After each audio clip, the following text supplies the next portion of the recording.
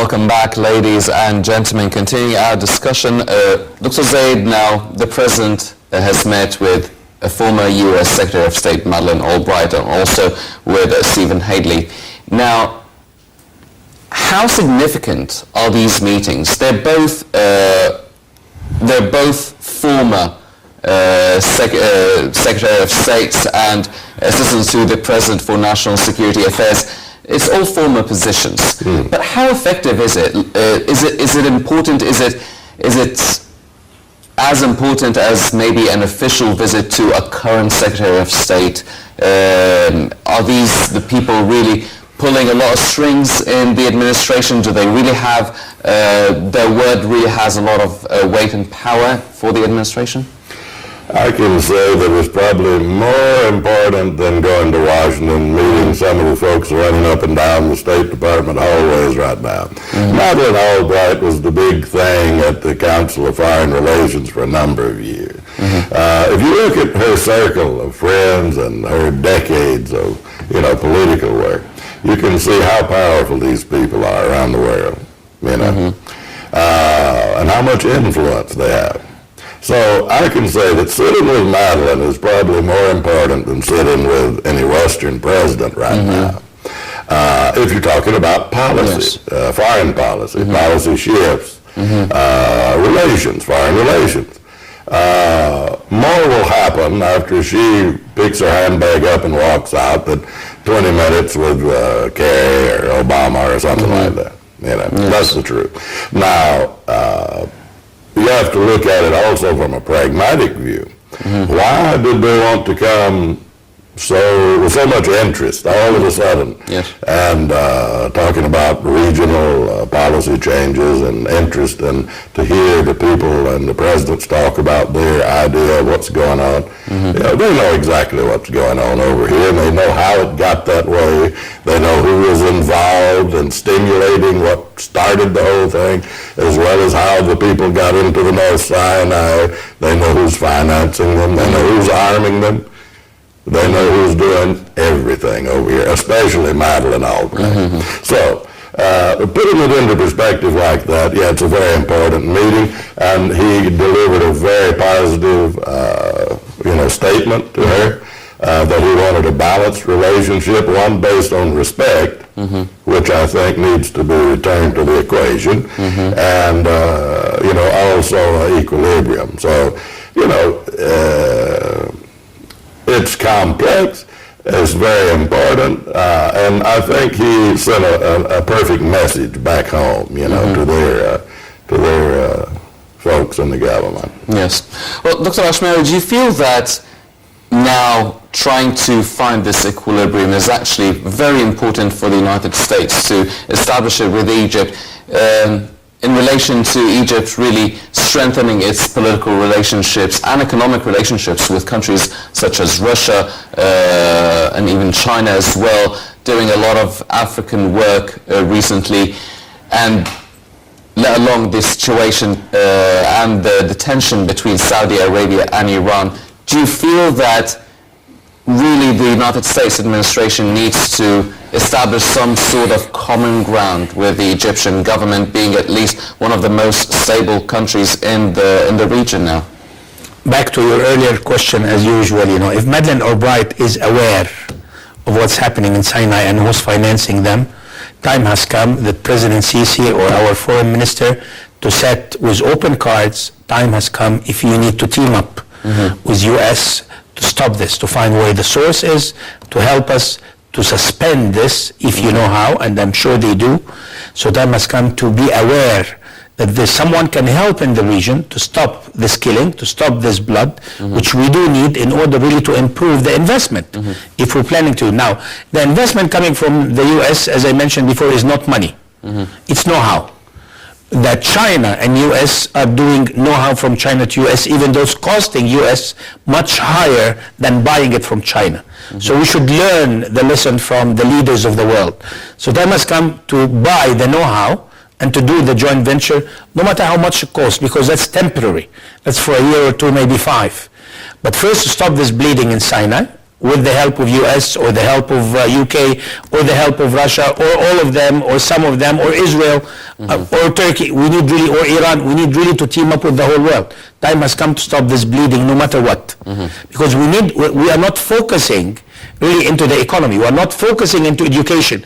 Every day we hear that there is a blood happening in Sinai.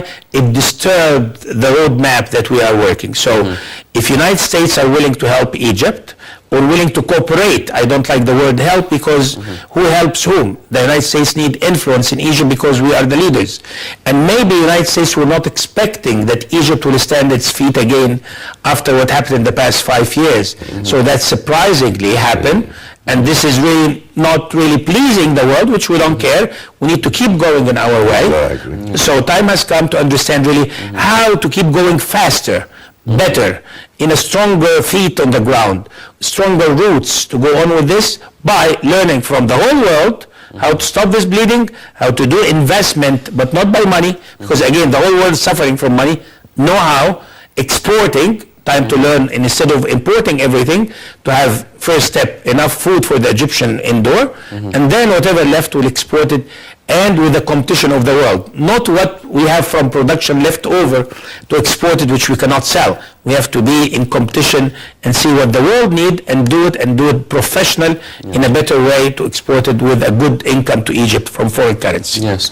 Well, Dr. Zayed, do you feel that what would be the biggest interest for the United States administration to Egypt? Is it the economic activities of the Egyptian government with the other governments? Is it the situation between Turkey and Russia, for instance, over Syria? Is it the situation between between Iran and Saudi Arabia within the Gulf region, and really, because also Iran is trying to establish its own dominance and sole power within the region? What would be the most topic of interest, or combating terrorism in general? What would be the most interesting topic? I think the least topic of interest to the United States is the Egyptian economy. I don't think they're happy that it's going as well as it is for various reasons. We're talking about geopolitics. In geopolitics, there's no friends. Not at all. It's not like me and you. These are governments with special interests. It's very ugly sometimes. Geopolitics in our part of the world is sickening.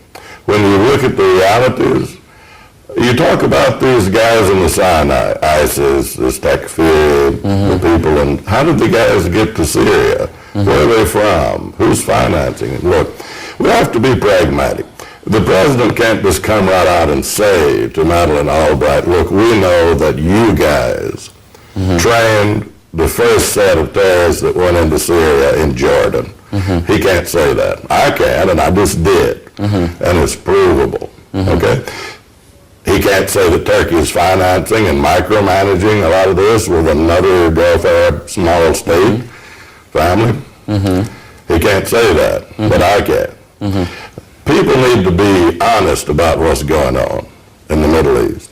We've been hoodwinked and run over and manipulated by several large superpowers, the United States, the UK, some of their allies, for geopolitical reasons, not because they got mad at us, but because they were concerned with their position in a unipolar world that they wanted to maintain. They did not want a bipolar world with balance. They wanted to continue to have their hegemony. Okay?